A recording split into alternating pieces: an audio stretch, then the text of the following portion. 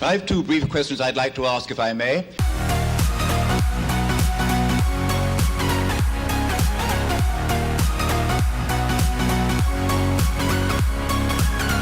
Hi, welcome to Left Foot Media. My name is Brendan Malone and you're watching The Daily Question. Today's question of the day: why are people still upset about Star Wars The Last Jedi 1 year later? Now, the reason I'm asking that question is twofold. Number one, it's the 1 year anniversary, yay us, of the cinematic disaster that was Star Wars The Last Jedi. And secondly, I received this email from Andrew and he was asking specifically about this, and so I thought it was a great opportunity to talk about it. And here's what he said.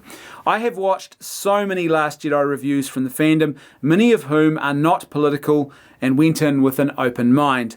I have found that there is a common thread in many of these reviews, starting with when they left the cinema. They left feeling bewildered or perturbed with many mixed feelings. They go away for a few days and after some reflection decide that they have been duped, or in some cases, slapped in the face. You made a compelling video on Rian Johnson's so-called subverting expectations, where you explain some very good examples of subverting expectations in cinema. I feel that Rian Johnson's script decisions were in fact actually counter-dependent, which is a psychological maladjustment. We all have that friend who just seems to take delight in having the most outrageous opinions and ideas. They seem to enjoy it when their opinions make people squirm and they make them angry. They may honestly believe their position, but I have no doubt that there is a certain satisfaction they get in slapping people in the face, metaphorically, in the adversarial way that they go about things. I feel that Rian Johnson knew very well what Star Wars fans actually wanted, and he took great delight in acting counter to their wishes. I was reading a Wikipedia page on counterdependency, and I feel that it explains this phenomenon well. And here is the description from Wikipedia. The counterdependent personality has been described as suffering from grandiosity. And there are some descriptions in that particular page, and it talks about an example of like you see counterdependency in 2-year-olds where they say a very dominant no to everything that's asked of them. It's their way of trying to separate themselves and exert their own authority. And Andrew actually refers to that specific part of the Wikipedia page and says, is this Rian Johnson effectively just exerting his authority? So here is Andrew's questions. Number one, do you think that Disney put the emotional equivalent of a 2-year-old at the helm of one of the greatest film franchises ever made? Number two, if not, do you think there is a certain middle finger that is raised to the Star Wars fandom here? And number three, also, 1 year on, why do you think that people are still talking about this film? Thanks again. Regards, Andrew. Andrew, thanks for your email. Let me answer your 3 questions now, one at a time. Firstly, do you think Disney put the emotional equivalent of a 2-year-old at the helm of one of the greatest film franchises ever made? Well, I'm not sure about that. I think there is something interesting in this idea that possibly is worth exploring of what we might call an artistic counterdependency, what you might call the hipster mentality. The people who think that the mainstream is so lame that they have to actually do things that are not actually that particularly clever or artistic, but then try and present them as being really artsy and clever. So maybe there is some merit in exploring that idea, but I tell you what, I think it was definitely, regardless of that fact, it was a huge mistake, I think, to give him this job. And that's clearly been borne out in the results. Now, he's a guy who, in a film like, say, Looper, he has a particular niche, and I think Looper is actually quite a watchable and enjoyable film. Now, that doesn't necessarily mean, though, that just because he makes a film like that and he's good at that, that you can then bring him into a franchise like Star Wars and you're going to end up with a good result, because clearly that is not what has happened. I think Disney also failed by not having a 3-movie creative plan for this trilogy. They didn't have this plan mapped out across all 3 films, and to me, I just think to myself, what were they thinking or not thinking? To me, this seems like such an obvious and basic failure. They gave a brand new creative controller in Rian Johnson a total control over the second film in a trilogy, which is arguably the most important act. You've really got to get that right. That's the setup for what comes next and how memorable the trilogy is actually going to be. They gave it to a guy who then just acted totally independently of sort of what had come before, and just, I guess, put his own personal stamp on things rather than seeing himself as being part of something bigger here. And to be fair, there wasn't, I mean, it's clear now from everything we've heard that there wasn't really a bigger plan here, no overarching idea for how this trilogy was actually supposed to play out, and that's a huge mistake. And of course there was the subverting expectations trope, which was absolute nonsense. The film was bad. It subverted your expectations because you expected to see a competent film. That's not what you got out of the experience. You came out of it going, what the heck was that? Because that was a mess. Now, in many ways, though, it's a very, very clever piece of PR genius, because what they actually got to do was to make a crap film, and then they turned it around on everyone who dared to say, hey, the Emperor's got no clothes on. No. The Emperor is just subverting your expectations. Yeah, but he's still naked. No, you don't understand high art. He's subverting expectations.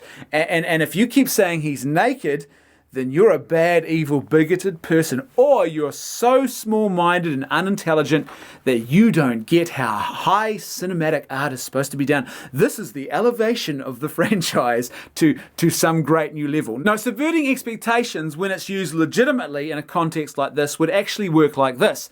I went to see The Dark Knight, and my expectations were subverted because I expected to see a follow-up film to Batman Begins that was similar, that had a similar level of Batman-esque action in the style of Christopher Nolan, but what I actually saw was one of the best films that has ever been made in the history of cinema. My expectations were totally subverted. That's how that should work. Not, I went in there expecting to see a good film and I saw a piece of garbage. Question number 2. If not, do you think there is a certain middle finger that is being raised to the Star Wars fandom? Well, I don't think they ever intended it that way. I think they just had, or probably Rian Johnson and maybe those close to him and those who were green lighting everything, they had a bit of a delusional belief here that he was making the best Star Wars film ever made. I think some of them still believe that. I don't think they were deliberately trying to provoke the fans. I think they genuinely thought that they were creative geniuses and that the fans were going to suddenly see this or at some point recognize the creative genius of what was served up to them. What they have also done is they also believed that they were making the world better by using Star Wars as a propaganda tool. They probably genuinely believed that they were making the world a better place by inserting all sorts of political ideologies and very forcefully into this particular film to try and preach at their audience.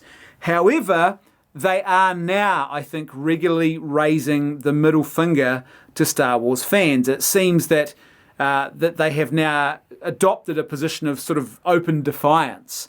And so there is often, you get that sense of the middle finger being given to the fandom now, if not by them directly, certainly by a lot of what might be described as the shill media, those who sort of surround the big corporation and want to appeal to them. Oh, look at me, King. I'm a special subject. I will do whatever you want. I'll be totally loyal. Let me go and beat those peasants over there for you. And acting and conducting themselves in that way, they certainly, it seems to me, that there is definitely plenty of examples you can cite where the middle finger is now regularly being given to the fandom, which, as I've mentioned before in a previous video, if you think this is a good strategy, a winning strategy, you've got no idea what you're doing, and you really are in for a very, very disappointing future. And lastly, question number 3, also 1 year on, why do you think people are still talking about this film? Well, I think there's a few reasons for this. Firstly, because Star Wars is just such a beloved franchise, and the fandom is now just hugely divided over this film. And so this film has been such a point of contention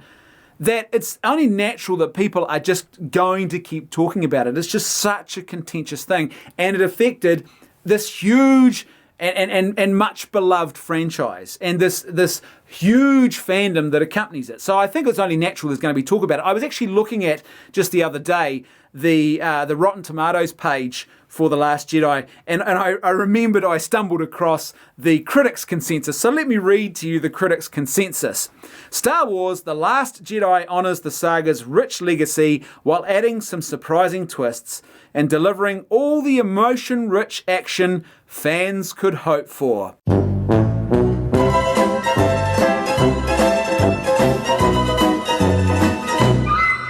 Well, that didn't age particularly well, which brings me to the second reason why I think people are still talking about this film a year later, and that is because Disney haven't really helped themselves. I think at times they have actively ended up giving oxygen to the controversy, and that's just continued to stir things up. I think a lot more of the fandom would have been placated if Disney had sort of quietly accepted that there were mistakes here, some pretty big mistakes, and that The Last Jedi is not the pinnacle of Star Wars. It's not the greatest film ever.